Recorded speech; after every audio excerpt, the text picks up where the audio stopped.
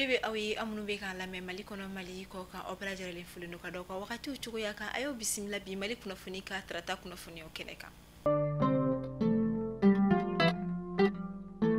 Kunnafoni daminɛ an ka jamana état major général des armées ale kɔni bɔra ka communiqué di kɛ min kɛra kunungo tɛnɛ ka sanga ni an ka fintigilakaw ka lahalaya ye communiqué min kɔnɔna a ye a yira ka fɔ octobre kalo tile 6 an ka fintigilakaw ka wuli kajɔ sera ka to Sikaso marabolo kɔnɔna la kɛrɛnkɛrɛnnenya la Kɔlɔnjɛba dugu ɛrɛ kɔnɔna la u kɔni ye dankari kɛ banbagaci wale tigilamaw yɛrɛ o kɔni na min na u ye u dagayɔrɔ caman kɔni tiɲɛ min kɛra ni frappe aérienne yɛrɛ de kɔni o sababuya ye o kama an ka jamana état major a ye an ka sɔrɔsilakaw fo u ka baara kɛcogo ɲuman na an b'a fɔ ala k'an ka jamana basi k'an ka fintigilakaw lakanda. An ka jamana kɔrɔ fanfɛla fɛ kɛrɛnkɛrɛnnenya la Gawokaw olu fɛnɛ Gawo marabolo lakɔli mɛtiriw olu kɔni ye baara bila kura o boloda min yɛrɛ daminɛla kunungo tɛnɛ octobre kalo tile 6 ni a bɛna to senna fɔ juma octobre kalo tile 10 min bɛna kɛ heure 100 ani heure 20 bɔɲɔnko o kɔnɔna la ka sanga ni laɲini tali ye a kɛra lakɔli mɛtiriw kɛlen kɔfɛ ka ɲɔgɔn ye ba kɛ kari don octobre kalo tile 5 Gawo bourse de travail o kɔnɔna la min yɛrɛ senfɛ u ka syndicat ɲɛmaw yɛrɛ kɔni ye a yira ka fɔ ko grève yɛrɛ kun tɛ dɔwɛrɛ walasa u ka bila u ka akɛw kɔnɔna la wani ɲɛfɔli jɔnjɔn ma kɛ u ye kuma ma fɔ u ye u bɛ se ka faamuyali sɔrɔ min na ko dɔ bɛ se ka fara a kuntagala yɛrɛ kɔni jɛnya kan min na a kɔni min yɛrɛ kɔni senfɛ u ye wele bila lakɔli mɛtiri bɛɛ lajɛlen ma u k'u bolo di ɲɔgɔn ma u ka to u ka kumakan olu kan.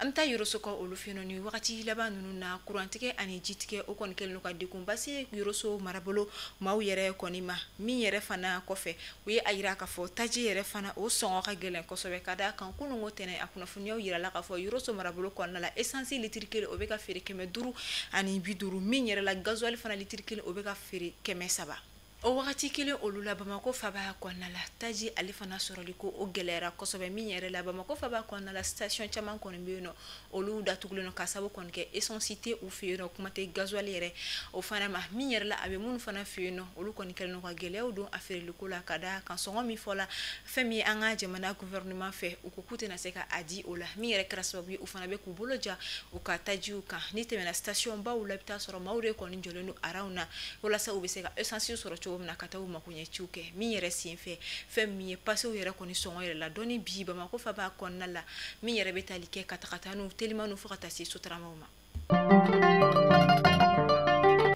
An bɛ octobre kalo o kɔnɔna la kalo min na a talen don ka tɔgɔ da ko octobre rose kalo min ɲɛsinnen don musow ka cancer bana o kɛlɛli ni o bɛ tali kɛ sin bon ani wolonugu la bana o ma ni o ye cancer de sein ani cancer du col de l'utérus ye o kɛra sababu ye kunungo octobre kalo tile 6 an ka jamana kɛnɛya tigilamaw kɛrɛnkɛrɛnnenya la a ministre min ɲɛsinnen don kɛnɛya ko ma n'o ye médecin colonel Asaba Jalo Touré ye olu kɔni ye lajɛba kɛ Bamako place de cinquantenaire o kɔnɔna la min kɛra sababu ye ka se ka ɲɛfɔli kɔni kɛ musolakaw ye minnu ti a dɔn u ka se ka a dɔn ani minnu bɛ a dɔn ka se ka fɛɛrɛw kɔni fɔ u ɲɛna ani kan ka waleya minnu kɛ ka se k'u kasi ka bɔ ni bana kofɔlen fila ma ni o ye sinabɔ ani wolonugulabɔ ye ni o ye cancer du sein ani cancer du col de l'utérus yɛrɛ o kɔni ka da kan yirala ka fɔ a bɛ muso camanba de kɔni sɔrɔ walima a bɛ muso camanba de la minnu yɛrɛ kɔni t'a nacogo dɔn u tɛ a tanga cogo dɔn wa ni a bɛ olu kan k'u yɛrɛ kɛ cogo min na u tɛ o dɔn min yɛrɛ la laɲiniba yɛrɛ kɛra musow bɛɛ lajɛlen ka taa dépistage kɛ ni o tɛ dɔwɛrɛ ka taa i yɛrɛ lajɛ n'a sɔrɔ bana in tɛ i la a tamasire tɛ i la wa n'a sɔrɔ la i kan ka fɛɛrɛ minnu kɛ ɲɔni a ka lawara i farikolo la.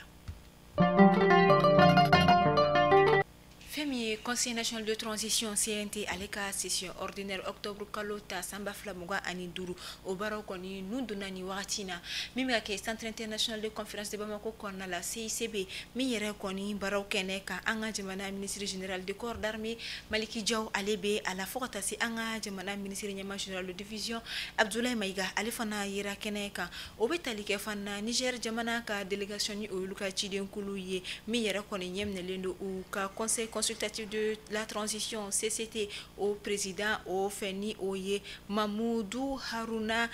Dingare fo ka taga se Burkina Faso jamana ka assemblée législative de transition ni o ye ALT o fana vice président ni o ye Dafidi Lompoye olu fana bɛ kɛnɛ kan sigi kun tɛ dɔwɛrɛ ka se ka hakili dayiraw kɔni kɛ ni jamana saba kɛrɛnkɛrɛnnenya la an ka jamana kɔnɔna la furancɛ fangaw yɛrɛ kɔni tagacogoya ani u bɛ se ka laɲini ba minnu ni hakilina ba minnu da kɛnɛ kan walasa u ka baaraw bɛ se ka ɲɛ u bolo cogo min na an b'a fɔ ala ka AES jamana ɲɛmaaw fanga se.